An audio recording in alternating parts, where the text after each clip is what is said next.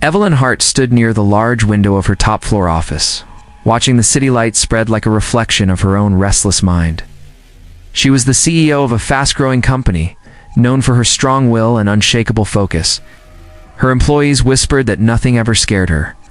Yet tonight, she felt something strange, a quiet chill that had no reason. The evening meeting had ended, but she stayed behind, perhaps trying to convince herself that everything was under control. The clock on the wall showed 9:20. A quiet hum from the air system filled the room. Her phone buzzed on the desk. The message on the screen was short and sharp. It read that they were coming for her. For a few seconds, she stared at the words and did not breathe. She had dealt with threats before, from investors, from rivals, from angry journalists. But something about this message was different. It felt too close, too personal. She placed the phone down, but her hand trembled. She walked to the glass door, listening to the long echo of her heels on the floor. The sound reminded her of a time many years ago when she was not yet powerful, when her world was still small and peaceful. Now everything she had built seemed fragile, no matter how big the buildings or the profits were. She turned off the main lights and whispered to herself, half in disbelief that they were here for her. The words came out like a breath carried by fear. Then came the sound of the elevator arriving. A soft chime broke the silence in the hallway. Evelyn felt her chest tighten. The doors opened slowly. A tall man stepped out, wearing a dark suit and carrying a small folder. His eyes were calm, but strong, and the faint tiredness on his face made him look real, human, not like the quick-talking investors she met each day. He looked as if he had lived through storms and chosen not to break. She felt something stir inside her mind, as if she had seen him before. A name passed through her thoughts, but she could not yet say it. He gave her a polite nod, but in that small second, a wave of recognition hit her like cold wind. She did not yet understand why her heart suddenly raced. All she knew was that her life was not safe anymore. Not from danger, but from the truth that was about to return. The man walked toward Evelyn with quiet steps. His expression was calm, yet his eyes carried something heavier than business. He said his name was Caleb Moran, and that he had an appointment to see her about an important matter concerning government ethics. His voice was steady, but each word seemed to pull her further back into a forgotten time. The name hit her like a small shock. Caleb. She once knew someone by that name, many years ago in college, when she lived in a tiny apartment with cracked paint and cheap coffee on the stove. Evelyn studied him, pretending to be professional, but her heart did not listen. His face had changed, grown older, stronger, yet she could still find the young man she remembered in the shape of his smile. She asked him to take a seat, keeping her tone firm. He thanked her and sat across from her desk, laying the folder neatly in front of him. He said he represented a new department that looked into the human side of technology and science. They wanted cooperation from her company since it had been leading in medical research. As he spoke, she tried to focus on his words, but her thoughts kept wandering. She noticed the silver ring on his finger, the small wrinkle near his left eye, the fine tiredness that could only come from long nights of worry. He looked like a man who carried both love and struggle. When she asked if he had a family, he nodded. He told her he was raising his daughter alone. The honesty in his tone surprised her. She asked about his wife without thinking, and he said quietly that she had passed away some years ago. A silence filled the room. Evelyn felt something sink inside her, sympathy mixed with memory. She saw again the old evenings when they sat on the campus stairs and talked about dreams. He had always wanted to help people, and she had wanted to change the world. She realized how far she had moved away from that old hope. Caleb opened the folder and began explaining the new project, but Evelyn barely heard. Every sound in the room felt distant, except for her heartbeat. It was fast, uneasy, almost afraid. She knew then that his visit meant more than business. It was the beginning of something she could not control, and it scared her more than any message on her phone. The next day brought a heavy morning sky that seemed to press against the tall windows of Evelyn's office. She had not slept much, her mind turning over the meeting with Caleb Moran, again and again. She kept telling herself it was only business, only a matter of policy, yet her heart refused to believe that.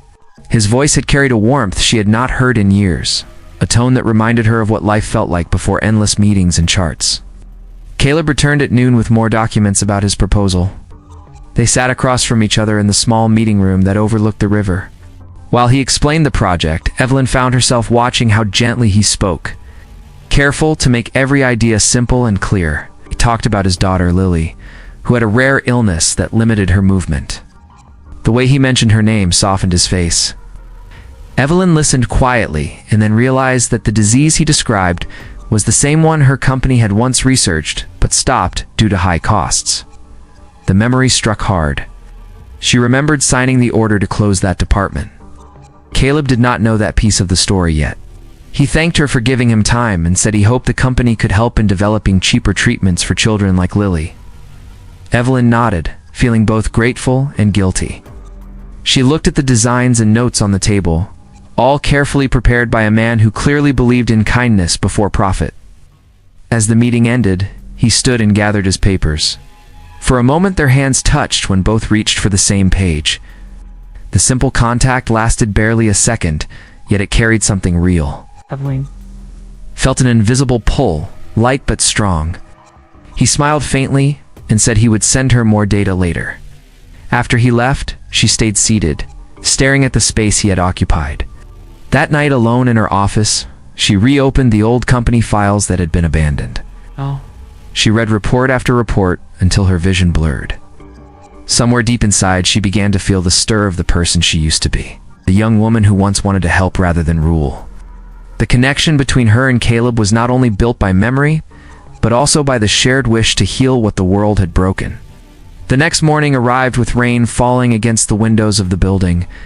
The air was cool and gray, and Evelyn felt uneasy before she even stepped into her office. She had barely rested. Her mind kept replaying Caleb's words about hope and his daughter's strength. She tried to calm herself by thinking only about work, but the feeling in her chest refused to fade. When she entered the boardroom, she saw that the members of her team were already there, along with a few government officers. Caleb sat at the far end of the table with the same calm look he always carried. The meeting began with formal greetings and careful tone, but soon the discussion turned tense. One of the officers opened a briefcase and handed Evelyn a folder marked with her company's logo. The papers inside detailed secret reports that were not supposed to exist. They spoke of illegal tests and financial manipulation done years before she took full control. Evelyn's hands shook as she turned each page. She felt the ground move under her feet. Then someone said that they had a source who had revealed the information in order to protect the public. Evelyn asked in a low voice who that person was. The answer came softer than she expected. The officer turned toward Caleb. He did not deny it. His steady eyes met hers, filled with honesty and regret. He told her that he had come forward not to harm her, but to clean the final traces of her rival's corruption that still shadowed her company. He had risked his job and his safety to make sure that future children would be safe. Evelyn could not speak. She had thought the message on her phone meant that someone had come to destroy her. Now she understood that Caleb had come to save the truth instead. She realized that her fear had been built from guilt, not danger. Looking at him, she saw not an enemy but a man who refused to give up his conscience. The silence in the room grew thick. People watched, waiting for her reaction. She took a deep breath and said that she would face the truth no matter what it cost. For the first time in years, Evelyn felt the strength of honesty instead of power. The evening wrapped the city in quiet silver light. Evelyn stood on the roof of her building and watched the clouds drift above the skyline. The air smelled of rain, clean and sharp. For the first time, she did not think about deadlines or reports. Her thoughts were steady and deep. She replayed the meeting in her mind, remembering Caleb's calm honesty and the courage in his voice. She knew her company would face questions, but she felt ready to face them. The truth no longer frightened her. It gave her a strange peace. Behind her, the sound of a door opening reached her. Caleb stepped onto the roof, carrying his coat over one arm. His face looked tired but hopeful. He walked toward her without speaking. When he stood beside her, the city lights reflected in his eyes. He asked if she was angry.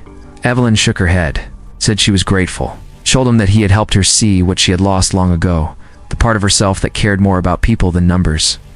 Caleb listened quietly and then took a small picture from his pocket. It was of Lily, smiling with a bright joy that belonged to children who trust the world. He said his daughter was awake now, doing better, and he wanted to keep helping other families like his. Evelyn looked at the picture and felt her chest warm with emotion. She said his daughter's strength reminded her that good can still grow even after long storms. The wind blew stronger, lifting her hair across her face. Caleb reached out and brushed it back gently. It was a simple touch, yet it felt like an unspoken promise. Standing there, they both felt the distance of the years fade away. They did not speak about the past or the pain that had once divided them. The city below them kept shining, endless and alive. Evelyn smiled, a real smile that did not belong to a CEO, but to a woman who had found her heart again. Caleb smiled back. They stood side by side, quiet and sure. The long noise of the city became soft around them. Somewhere below those city lights, life began to feel new again.